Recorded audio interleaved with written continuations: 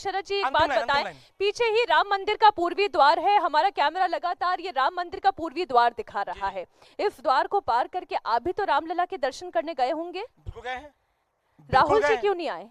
राहुल जी भी आएंगे, प्रियंका जी भी आएंगी। हमको आज की तारीख में आपकी पार्टी के बड़े बड़े नेता इसी बात से नाराज होकर चले गए। अमित शाह क्यों नहीं आए? अरे सुनिए ना, अमित शाह क्यों नहीं आए? सुनिए शरद जी, आपकी पार्टी के बड़े बड़े नेता प्रवक्ता पार्टी का दामन छोड़कर चले गए इसी आरोप के साथ कि सनातन का मान क्यों नहीं रखा राहुल जी ने, सनातन का मान क्यों नहीं रखा प्रियंका जी ने? जिसकी बात आप कर रही हैं, दो बार उनका विधानसभा चुनाव लड़वाया, लोकसभा लड़वाया, इससे ज्यादा उनका कुछ हो नहीं सकता। इसके बाद पब्लिक में रहेंगे नहीं, काम करेंगे नहीं और डरेंगे। जो वो तो ये कह रहे थे कि चुनाव उनसे जबरन लड़वाया गया। हाँ, बच्चे हैं वो बच्चों को लड़वाया गया जानबूझ के।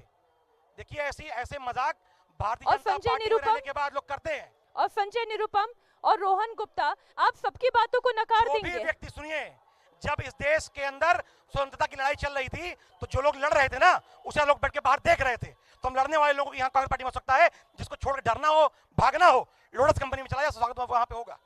ठीक है, लड़ने वाले यहाँ हैं, डरने वाले कहाँ हैं? ये इशारा दे रहे थे आरएलडी की तरफ, क्या जवाब देंगे? नहीं, देखिए, राष्ट्रीय लोकदल की तो जो ईमानदारी की कस्में और ईमानदारी की गवाही देश की जनता देती है राष्ट्रीय लोकदल की, चौधरी चरण सिंह जी से लेके चौधरी अजीत सिंह जी से लेके माननीय जयंत चौधरी जी, आज तक एक छींटा नहीं लगा भ्रष्टाचार का। ना तो हम पे ईडी का मुकदमा था, ना हम पे इनकम टैक्स की रेड हुई थी, ना हम पे सीबीआई का कोई मुकदमा था। हम तो चले गए ना इनका साथ छोड़ के, क्योंकि हम गए हैं इनका पिंडदान करने के बाद।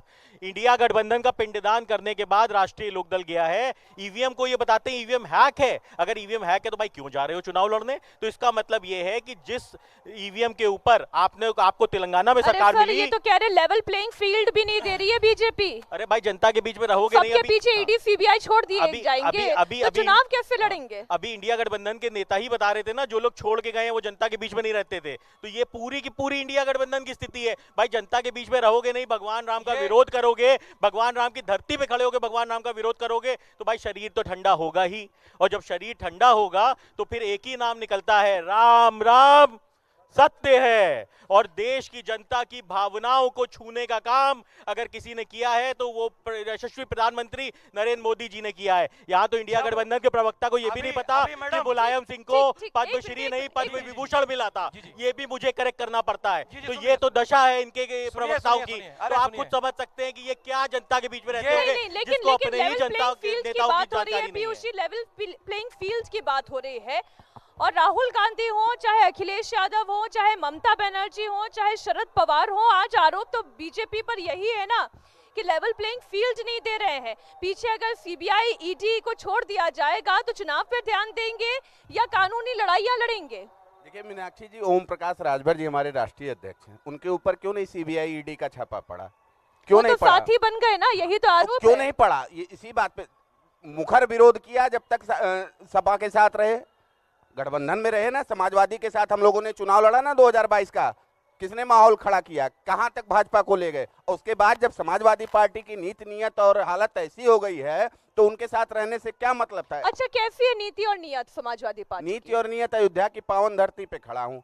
ओम प्रकाश राजभर जी ने, आपको याद होगा, 2 बाई इलेक्शन हुए, एक रामपुर का और एक आजमगढ़ का। अखिलेश यादव जी को समझाते रहे निकलो चलो, एसी से निकलो, नहीं गए। रिजल्ट क्या रहा? सबको पता रहा कि ये खुद ही जो है ये नहीं चुनाव लड़ना चाहते, नहीं मैदान में आना चाहते। तो हम लोग करते क्या फिर? इनको हम तिलांजलि दे दी। स्पष्ट कर दूं, जो नारा दिया गया है अब की बार 400 पार, वह अब की बार आप देखिएगा वो फलीभूत होगा। एनडीए राजग गठबंधन जो है, राष्ट्रीय जनतांत्रिक गठबंधन, इसके साथ हमारी पार्टी सुहेलदेव भारतीय समाज पार्टी और हमारे राष्ट्रीय अध्यक्ष माननीय ओम प्रकाश राजभर जी पूरे के पूरे उत्तर प्रदेश में 80 लोकसभा सीटों में और बिहार के 40 लोकसभा सीटों में कदम से कदम मिलकर चलने का कार्य कर रहे हैं। और देखिएगा इसका रिजल्ट ये आएगा। और एक सीट हम लोगों को जो एनडीए के गठबंधन में माननीय हमारे राष्ट्रीय महासचिव जी जो घोसी का लड़ रहे हैं छड़ी चुनाव चिन्ह पर, वो भी हम बहुत बड़े मार्जिन से देखिएगा। अच्छा, 4 जून को हम अंतर दर्ज करेंगे। जी, 80 में से एनडीए कितनी ला रही है?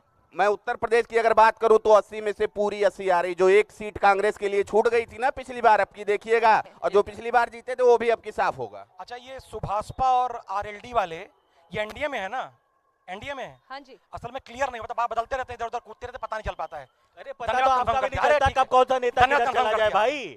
पता तो आपका भी नहीं अरे चलता। कल धन्यवाद, गौरव धन्यवाद, वल्लभ धन्यवाद। इंडिया गठबंधन ये देखिए। का पक्ष रखते थे, आज अरे इंडिया अभी का और पक्ष कष्ट रखते होगा हैं। सर, रुके अरे भाई रहिए। पहले ये तो पता कर ये, लो, पहले अभी ये तो तो पता तुमने कर लो कहा भी मुलायम नहीं। सिंह को पद्मश्री मिला था अरे कि अभी और पद्म कष्ट होगा, भूषण। धैर्य रखिए। पहले ये तो देखो अभी और कष्ट भाई, होगा। आपने ऑन एयर बोला अभी है और कष्ट कि होगा। मुलायम सिंह को पद्मश्री देखिए। मिला है, तो अपने नेता की ये, जानकारी नहीं है अरे इनको। अभी कष्ट और होगा, वो धैर्य सम्मान रखिए। पद्म विभूषण का किसने धैर्य दिया? रखिए सर। मोदी सरकार ने दिया। धैर्य रखिए चौधरी सर। चरण सिंह अरे जी को रुकिए। सम्मान किसने देने का मुलायम- काम और किया? सुनिए, सुनिए। चौधरी शरद चरण जी। सिंह जी को सम्मान देने का काम किसने किया? अरे मोदी सुनिए। सरकार ने किया। इन्होंने क्या किया? सिवाय गांधी परिवार के आगे इनको कोई दिखा नहीं।